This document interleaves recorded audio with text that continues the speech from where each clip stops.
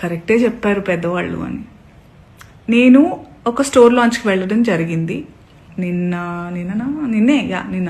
And because it's a clothing store launch కాబట్టి, బట్టల shop అంటే ఫ్యాషన్ అన్నారు కాబట్టి నేను దాని గురించి మాట్లాడిన తర్వాత జర్నలిస్ట్ అడిగారు, ఇలా కమెంట్ చేశారు, ఆయన పేరు తీసుకుని కమెంట్ చేశారని అన్నారు, మీ జవాబు ఏంటంటే నేను చెప్పాను, నాకు అనిపించింది, ఆయనకు అనిపించింది ఆయన చెప్పినప్పుడు, నాకు అనిపించింది నేను చెప్పాను.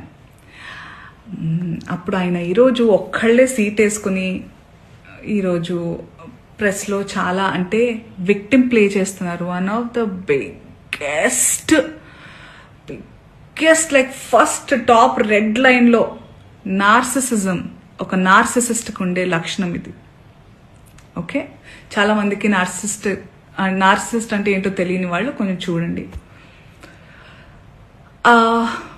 ఒక మిసోజనిస్టిక్ చాతగానితనంతో ఎప్పుడు అంటే ప్రపంచంలో చాలా జరుగుతున్నాయి. ఇప్పుడు నన్ను చాలా మంది అన్నారు కూడా, నేనైనా చిన్మయ్య గారైనా ఫెమినిస్టులు వీళ్ళందరూ వచ్చేస్తుంటారు, ఫేక్ ఫెమినిస్టులు. అసలు ఫేక్ ఫెమినిజం అనేది లేదండి.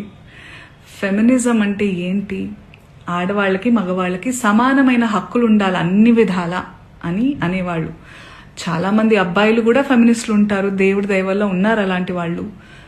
వి all are suppose to be feminist. అసలు ఈ వర్డే ఉండకూడదు ఫెమినిజం అనేది.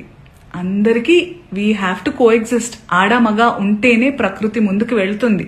ఆ ఈక్వాలిటీ ఉండాలి. ఈ బట్టల గురించి ఏదైతే మాట్లాడుతూ వస్తున్నారో ఇదంతా చాతగానితనం, సెల్ఫ్ కంట్రోల్, ఇన్సెక్యూరిటీస్. మళ్ళీ చెప్తున్నా, ఇన్సెక్యూరిటీస్, సెల్ఫ్ కంట్రోల్ లేని వాళ్ళు ఎదుటి వాళ్ళ మీద రుద్దుతూ ఉంటారు కంట్రోల్ని. వాళ్ళకి కంట్రోల్ లేనప్పుడు వేరే వాళ్ళని కంట్రోల్ చేయాలని చూస్తూ ఉంటారు అనమాట. అదే ఇప్పుడు క్లియర్ కట్ సినారియో. అందుకే నేను ఇంకా సింపథైజ్ చేస్తున్నాను. ఈ రోజు కూడా